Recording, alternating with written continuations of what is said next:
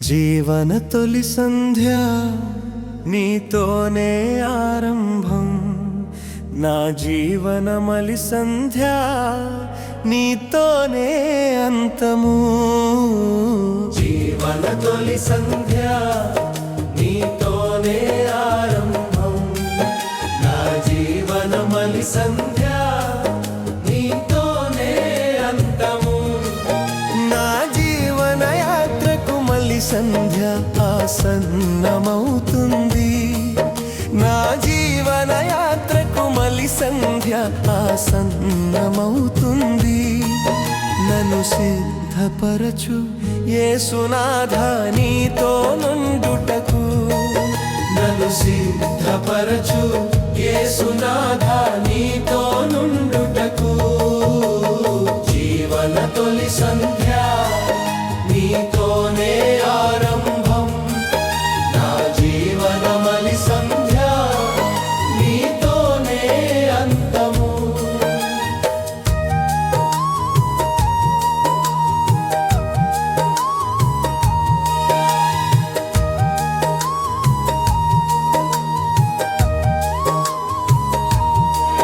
నా జీవన యాత్రలో ఎన్నో అవరోధాలు, నా జీవన గమనంలో ఎన్నో అవమానాలు, నా జీవన యాత్రలో ఎన్నో అవరోధాలు, నా జీవన గమనంలో ఎన్నో అవమానాలు.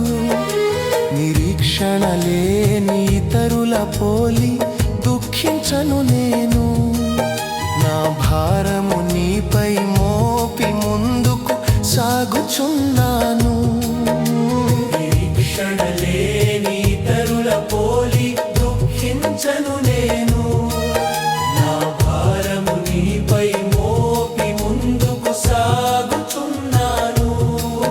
దేవా నీవే నా ఆశ్రయ దుర్గము, దేవా నీవే నా ఆశ్రయ దుర్గము. జీవన తొలి సంధ్య నీతోనే ఆరంభం, నా జీవన మలి సంధ్య నీతోనే అంతము.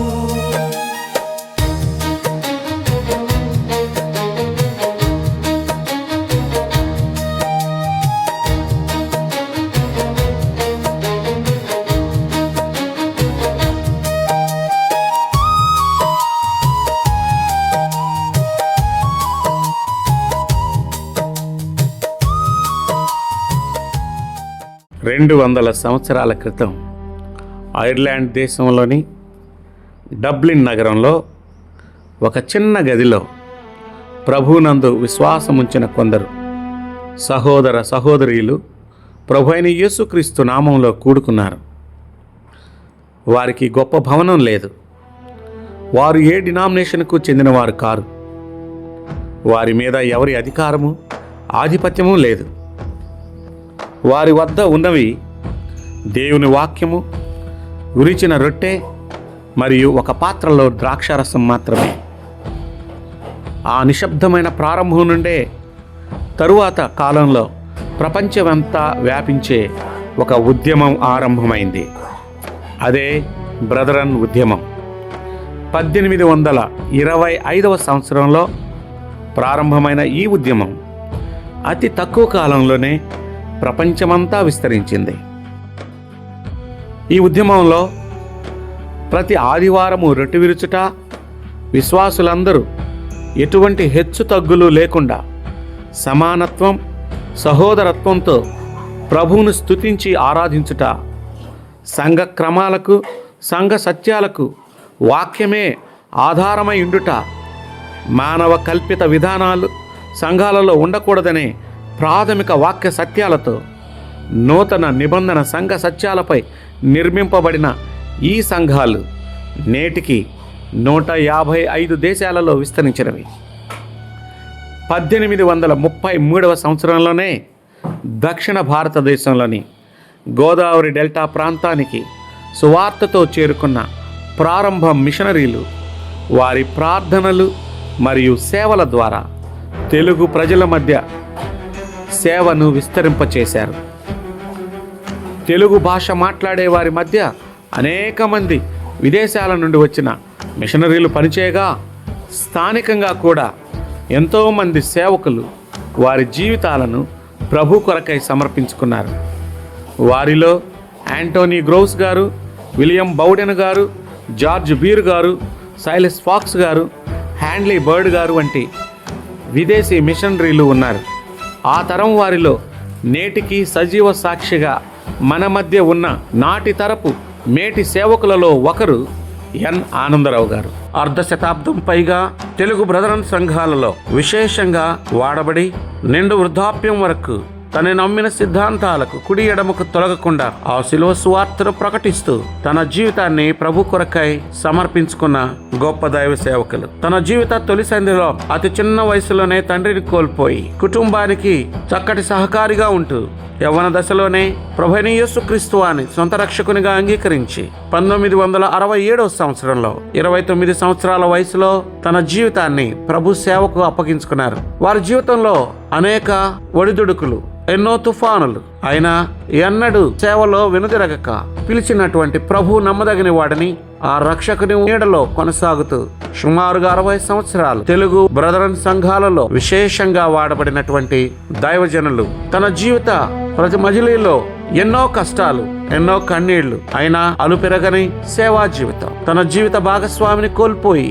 8 మంది పిల్లలను ప్రభువులో భయభక్తుల్లో పెంచుతూ సంఘాలలో అవిశ్రాంతంగా సువార్త పనిలో కొనసాగుతూ వారి సేవా ప్రయాణంలో ఎన్నో సుడిగుండాలను దాటుకుంటూ పిలిచినటువంటి దేవుడు నమ్మదగిన వాడని ఆ సువార్త పనిలో అవిశ్రాంతంగా ప్రయాసపడినటువంటి ఎన్ ఆనందరావు గారు తెలుగు రాష్ట్రాల్లోనే కాక ఉత్తర భారతదేశం, దేశ విదేశాల్లో మస్కట్, యూకే, న్యూజిలాండ్, భూటాన్ వంటి ఇతర దేశాల్లో కూడా ప్రభు కృపలో ఆ శిలువ సువార్తను ప్రకటించుటలో దేవుని చేతిలో బలంగా వాడబడిన గొప్ప దైవ సేవకులు. నేడు 89వ పుట్టినరోజు సందర్భంగా వారి జీవిత అనుభవాలను, వారి సాక్ష్యాన్ని వారి మాటల్లో విందాం.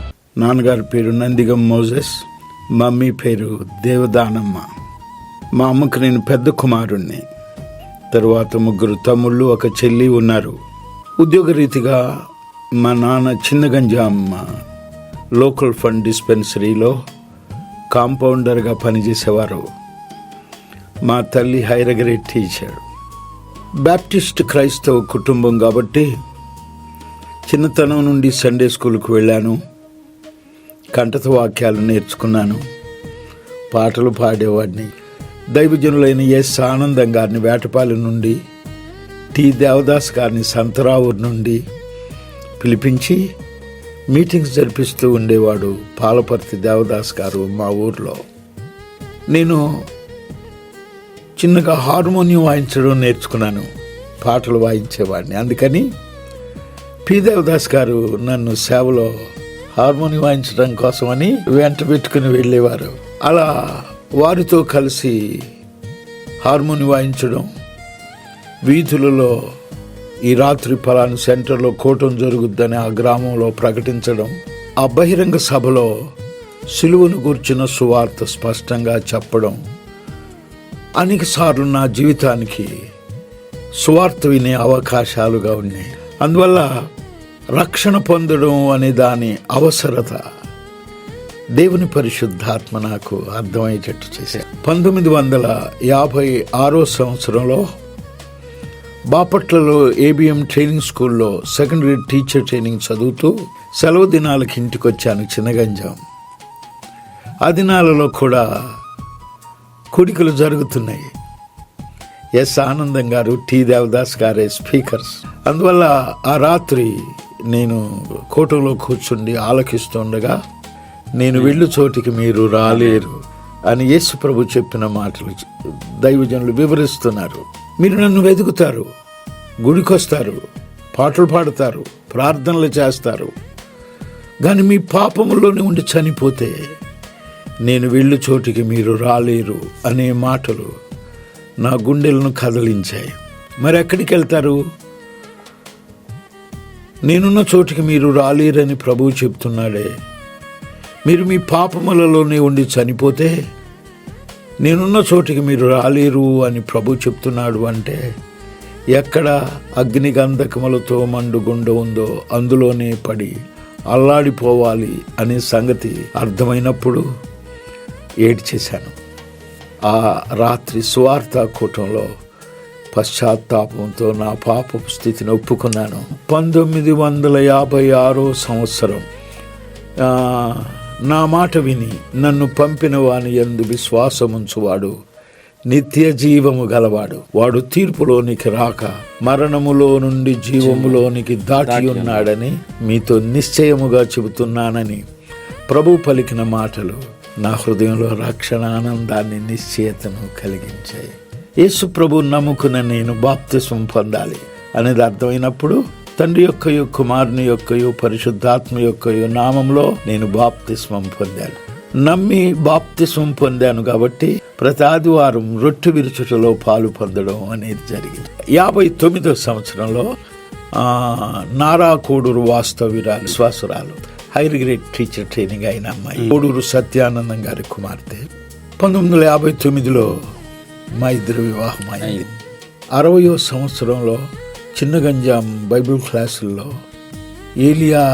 ఎలీషాను ప్రతిష్ఠించడం అనే సందేశం విన్నప్పుడు వెంటనే టేబుల్ దగ్గరికి వెళ్ళిపోయి, వర్తమానం నా కోసమే ప్రభువు నన్ను సేవకులకు పిలుస్తున్నాడు అంటే నా భార్య అప్సెట్ అయింది. పిల్లలతో నేను ఇంటి దగ్గర ఉంటాను, నేనేం చేయాలి అనే ప్రశ్నకు జవాబు కోసం కనిపెడుతుండగా తనకున్న ఆ బాధలు, ఆ శ్రమలు, అనారోగ్యతను చూసి నాకు అర్థమైందండి, నేను ప్రభు సేవకు అడ్డం మాట్లాడినందుకు దేవుని తీర్పు అనుభవిస్తున్నాను, ప్రభు సేవ చేద్దాం, రాజీనామా చేసేసి అని ఆమె తన సమ్మతిని తెలియపరిచినప్పుడు 1967 ఫిబ్రవరి నుంచి నేను పూర్తిగా సేవ. తరువాత పిల్లల సంగతికి వస్తే కోడూరు విజయమ్మ నా మొదటి భార్య. ప్రభువు మా దాంపత్య జీవితాన్ని ఆశీర్వదించి 3 కుమార్తెలు 3 కుమారులు 6 విజయమ్మ ద్వారా ప్రభువు మమ్మల్ని మాకిచ్చాడు. విజయమ్మ గొంతు నొప్పి అని బాధపడేది. గవర్నమెంట్ జనరల్ హాస్పిటల్కి తీసుకెళ్తే గొంతు నొప్పి ఎందుకో అని పరీక్షలు చేశారు డాక్టర్లు. థ్రోట్ క్యాన్సర్ అన్నారు. ఇబ్బంది పడుతూ 74వ సంవత్సరంలో ప్రభు పిలుపునందుకుని చనిపోయింది. హైదరాబాద్లోనే చనిపోతే అక్కడ సమాధి చేసి 6 బిడ్డలను తీసుకొని ఇంటికి వచ్చాను. అప్పుడు నేను గుంటూరు హెర్మోను ప్రార్థనా మందిరంలో ఉంటూ ఉన్నాను. ఆర్టీఓ జేమ్స్ గారని ఆయనతో పాటు సహోదరులు నా పరిస్థితిని చూసి చాలా దిగులు పడ్డారు. 75వ సంవత్సరంలో కర్రా సరోజిని అని సంతరావురు అమ్మాయి స్టాఫ్ నర్సు నాకు మళ్ళీ వివాహం చేశారు. ఆమెకు 2 అమ్మాయిలు కలిగారు. ఈ 2 6 8 మంది పిల్లలు. పెద్దమ్మాయి పేరు గ్రేస్ రేచల్. ఆమెను చార్ల్స్ రాజశేఖర్ అని బొంబాయిలో రైల్వేలో ఉద్యోగం చేస్తాడు. వారి వివాహం జరిగింది. వారికి 2 కొడుకులు. రెండో ఇష్యూ పిల్లడు డేవిడ్ లివింగ్స్టన్. తాను ఎంఏ ఇంగ్లీష్ చేశాడు. మస్కట్ దేశానికి వెళ్ళాడు. అక్కడ నుండి న్యూజిలాండ్ దేశానికి వెళ్ళాడు. కంప్యూటర్ కోర్సెస్ చేశాడు. ఇప్పుడు కంప్యూటర్ టీచర్గా న్యూజిలాండ్ దేశంలో పనిచేస్తాడు. ఆయన భార్య పేరు పరిమళ, సికింద్రాబాద్ అమ్మాయి. దేవుడు వారికి 2 అమ్మాయిలను ఇచ్చాడు. వారు కుటుంబంగా న్యూజిలాండ్ దేశంలో ఉన్నారు. 3వ అమ్మాయి ఫెసెస్ సుగంధం. ఆ అమ్మాయిని సుధాకర్ చేశాం. అమ్మాయి ఏమో స్టాఫ్ నర్స్. వీళ్ళకి ఒక్కతే కూతురు. మేము పింకీ అని పిలుస్తాము. బ్లెస్సీ లోయస్ పేరు. 4వ అమ్మాయి రూత్ సూజన్. గూడూరులో ఉంటున్నారు. వాళ్ళకి 2 అబ్బాయిలు. మేము ముద్దు పేర్లు రోనీ మోనీ అని పిలుస్తాం. తరువాత వాళ్ళ అన్న పేరు కలిసి వచ్చేటట్టు మార్క్ లివింగ్స్టన్ అని పెట్టుకున్నాడు. ఆయనకు కూడా వివాహం చేశాము. తరువాత అబ్బాయి ప్రేమ్ కుమార్, అమ్మాయి పేరు జరూషా. వాళ్ళిద్దరూ నా దగ్గర ఉంటున్నారు. తరువాత పెద్దమ్మాయి పేరు గ్లోరీ ఎలిజబెత్. మెత్తూషాలకి ఇచ్చి పెళ్లి చేశాము. దేవుడు వారిని ఆశీర్వదించి ఒక అమ్మాయిని అబ్బాయిని ఇచ్చాడు. వారు ఇంగ్లాండ్ దేశంలో ఉంటున్నారు. తరువాత అమ్మాయి పేరు స్వీటీ. స్వీటీకి ఎస్తేర్ అని కలిపి వీటి ఎస్తేర్ అని పిలుస్తాం. ఆమెను నెల్లూరుకు చెందిన ఒక అబ్బాయి వివాహం చేశాము, అనిల్ కుమార్. ప్రభు వారిని ఆశీర్వదించి ఇద్దరు మగపిల్లలను దయచేశాడు. వాళ్ళు మస్కట్లోనే ఉంటున్నారు. దైవ సేవకులు ఎన్ ఆనందరావు గారిని గూర్చి వారి పెద్ద కుమార్తె సహోదరి గ్రేస్ రేచల్ గారి సాక్ష్యము వారి మాటల్లో విందాం. అందరికీ వందనాలు. మొట్టమొదటిగా నాకు ఈ అవకాశాన్ని ఇచ్చిన దేవాతి దేవునికి హృదయపూర్వకంగా వందనాలు చెప్పుకుంటున్నాను. I'm very blessed to be born as an eldest daughter of brother Anandarao గారు. మేము 8 మంది పిల్లలము నాన్నగారికి. మరి నేను బ్రదర్ ఆనందరావు గారికి పెద్ద కుమార్తెగా పుట్టడం చాలా ఆశీర్వాదకరంగా భావిస్తున్నాను. నేను పుట్టినప్పుడు నాన్న ఒంగోలులో లవ్పేటలో ఒక స్కూల్లో డ్రాయింగ్ మాస్టర్గా పనిచేస్తూ ఉన్నారని అమ్మా నాన్న చెప్తూ ఉండేవాళ్ళు. నాకు వచ్చి స్కూల్కి వెళ్ళే టైంలో నాన్న బాపట్ల ఏబిఎం స్కూల్లో drawing and social studies teach చేసేవాళ్ళు. ఉదయాన్నే నన్ను మా తమ్ముడు డేవిని సిద్ధపరచుకొని సైకిల్ మీద కూర్చోబెట్టుకొని స్కూల్కి తీసుకెళ్ళేవారు. నాన్న సెకండరీ స్కూల్లో టీచ్ చేసేవాళ్ళు.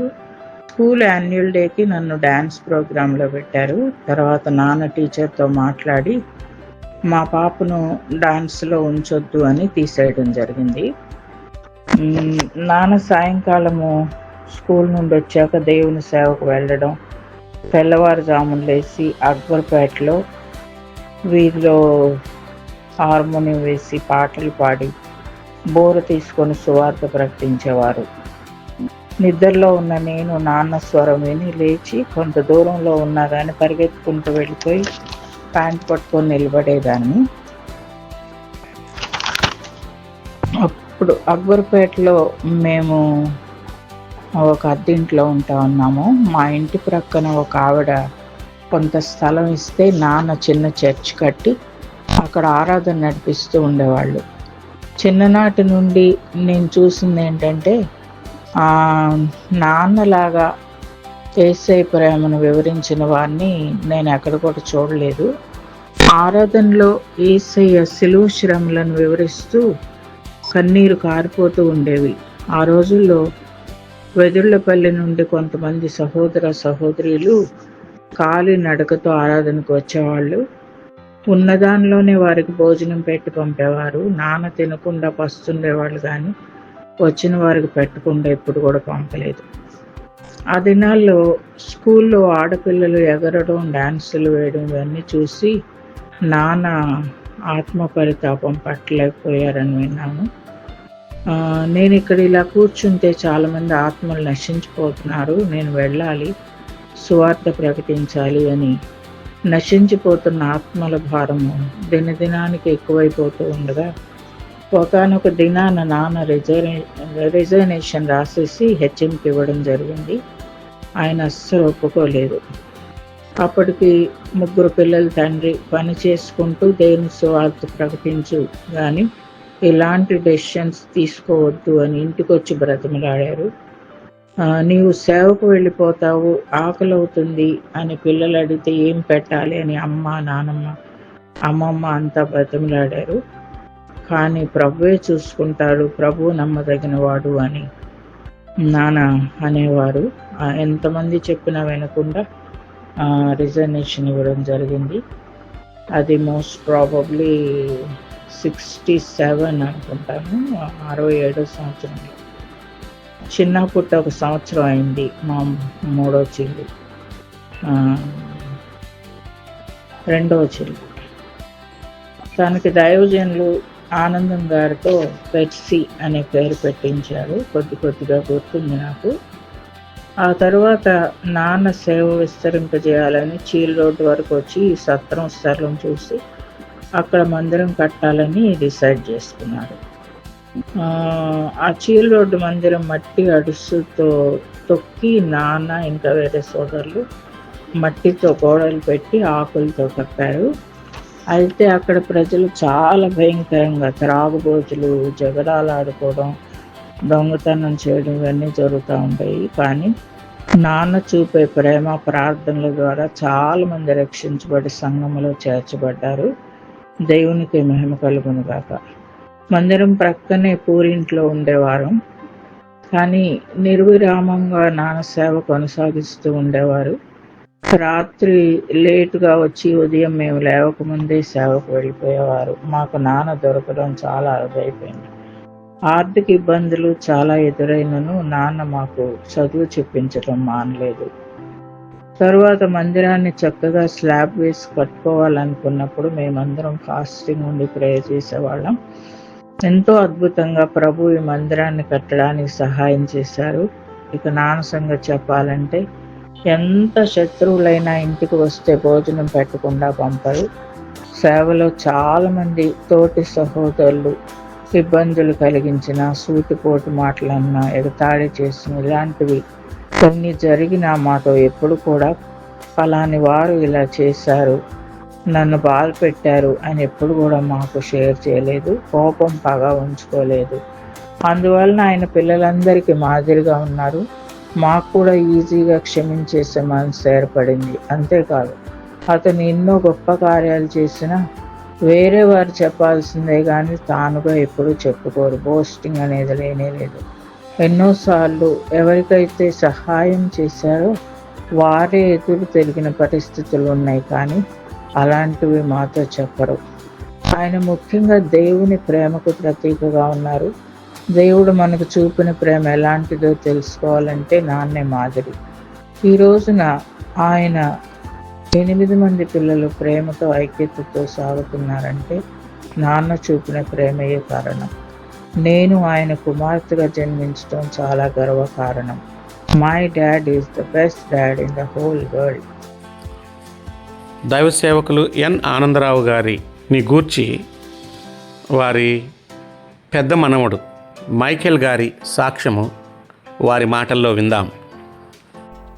Hi everyone, my name is Michael Charles.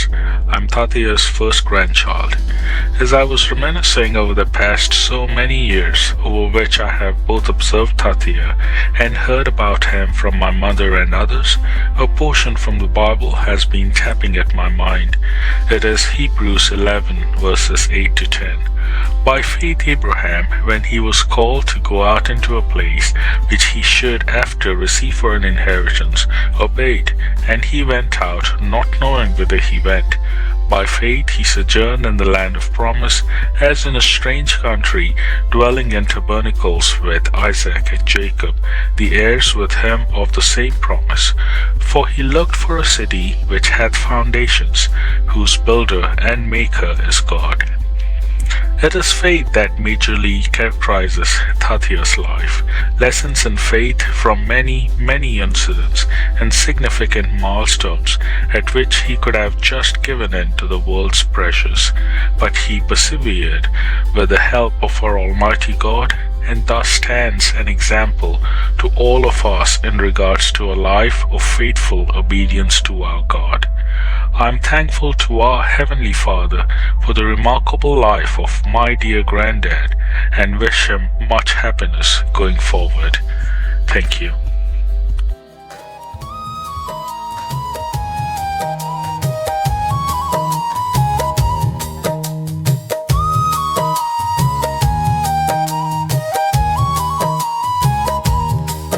నా పూర్వీకులందరూ ఎప్పుడో గతించారు.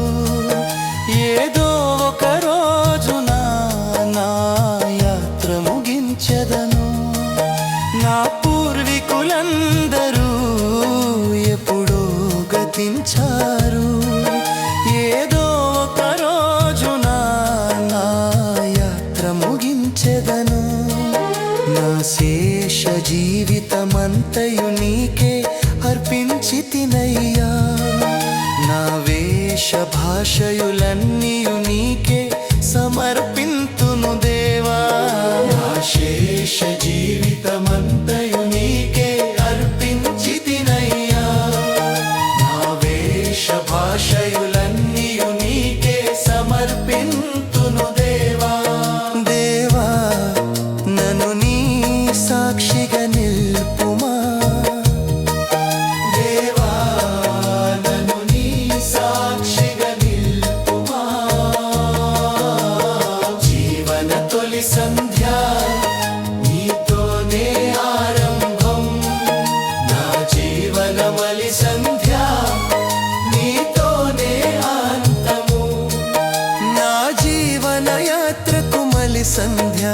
ఆసన్నమవుతుంది.